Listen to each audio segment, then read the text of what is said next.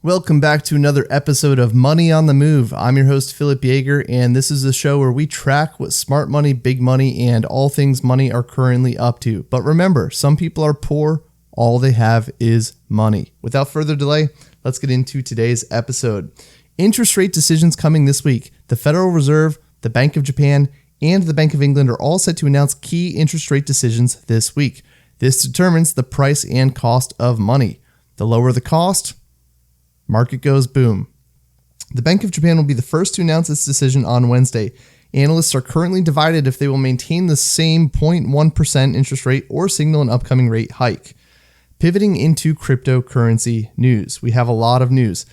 9 US Bitcoin spot ETFs are still increasing their holdings. Blackrock received 3,051 Bitcoin in the last couple of days for about $201 million. They currently hold 341,521 Bitcoin for a total of $22.5 billion. Now remember this tidbit. 1 million seconds is 3 days. 1 billion seconds is 32 years. These are very big numbers, and that's a lot of money. It kind of makes you scratch your head wondering, should I be in crypto if that's what big money is currently doing? Well, there are risks. Nothing that we say is financial advice, but let's talk about some of the risks. Crypto losses surpassed $1.19 billion year to date due to 149 hacks and scams. July alone, there was $269.4 million in exploits. We also need to factor in upcoming airdrops, especially if you are invested in XRP. Nearly $1.5 billion in crypto tokens are set to unlock this August, including $609 million of XRP.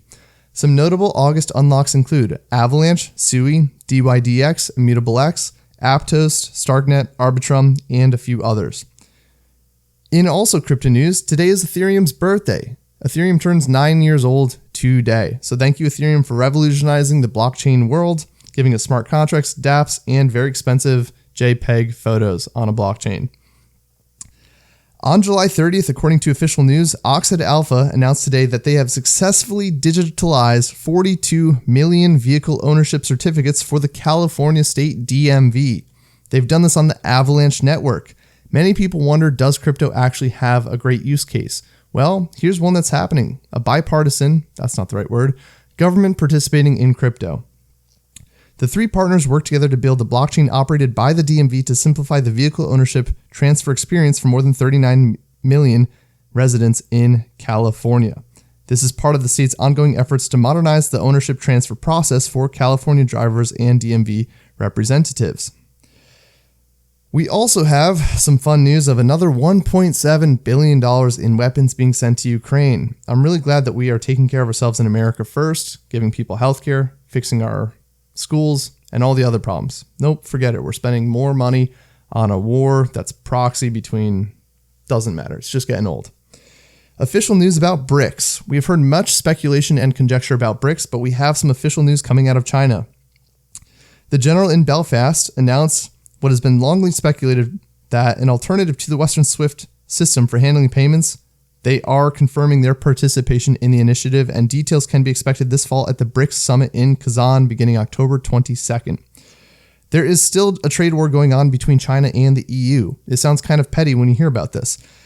The EU has announced more tariffs on Chinese cars, and in response, China has imposed tariffs on pork, of all things. In reaction to China's response, the EU is considering banning Chinese companies from participating in public tenders in Europe.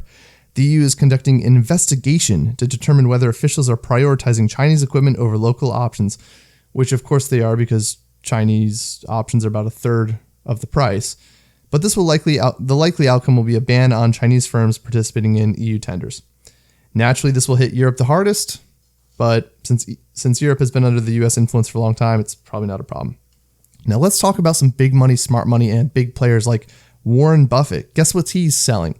He is still selling Bank of America. He has boosted his sales to more than $3 billion in the last 2 weeks alone, taking profits after a big run up in the second largest U.S. bank stock's price.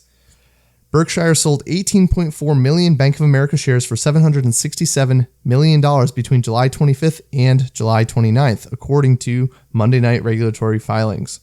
It has sold 71.2 million shares for a total of $3.05 billion since July 17th. So that's just the last 2 weeks alone. reducing its holdings in this company by about 7%, down to 961.5 million shares. Buffett has long supported the leadership of this company.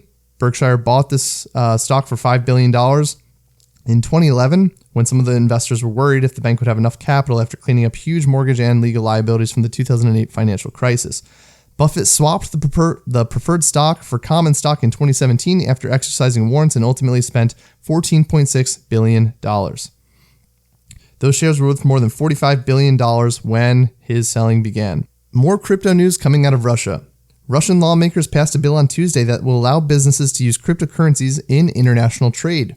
This is part of their efforts to circumvent the Western sanctions that were imposed on Russia after invading Ukraine.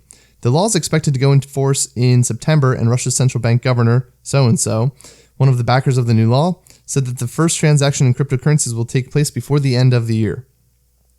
Last but not least, let's talk about some news that we have when it comes to insurance. Insurance providing policies to homeowners were hit with a $15.2 billion net loss last year. U.S. home insurers suffered their worst underwriting loss this century in 2023 as a toxic mix of natural disasters, inflation, and population growth in at-risk areas put a vital financial market under acute pressure. That figure was the worst since at least 2000 and more than double the losses since the previous year.